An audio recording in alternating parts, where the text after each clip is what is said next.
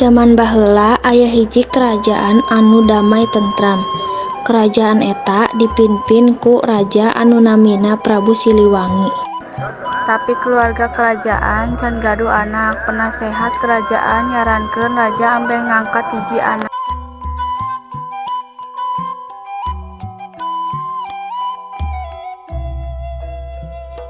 Abdi nyarankeun raja jeung ratu ngangkat hiji anak.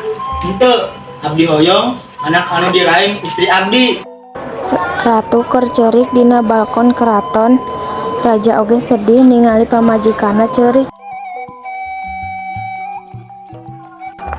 Dina hiji dinten, Prabu Siliwangi angkat ka leuweung kanggo bertapa hoyong gaduh anak. Tuh, abdi pamit bade bertapa ka leuweung. Hati-hati di leuweungna Raja.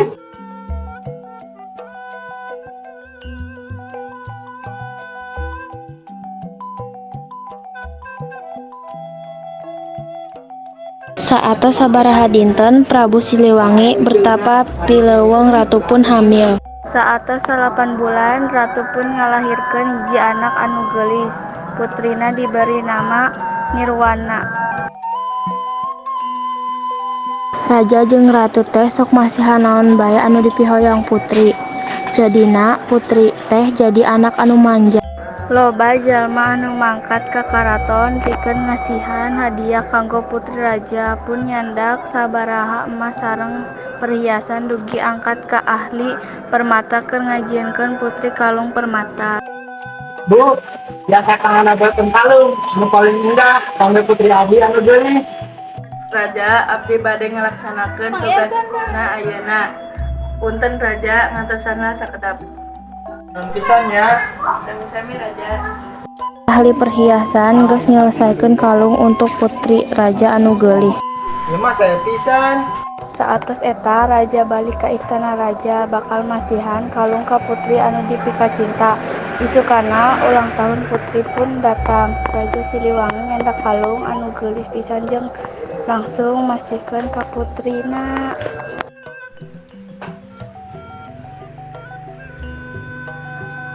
Nirwana eta teh mangrupikeun milang palak anu 17 tahun. Harus aya hada abdi pikeun ngahareukeun dina acara ulang tahun 17 abdi.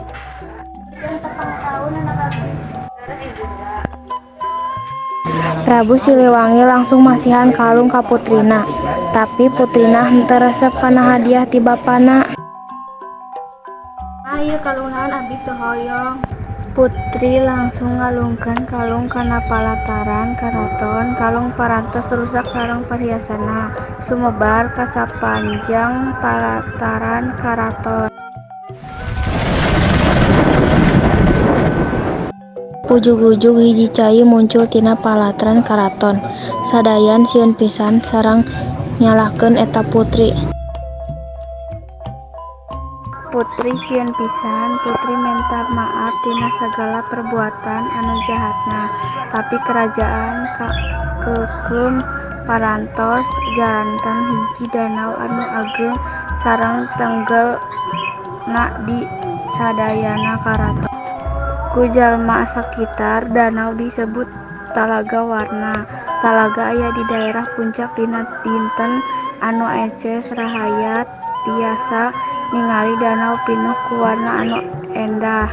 Warna ieu asalna tina kalangkang leuweung, tutuwuhan, kembang, sareng langit di sabudareun danau.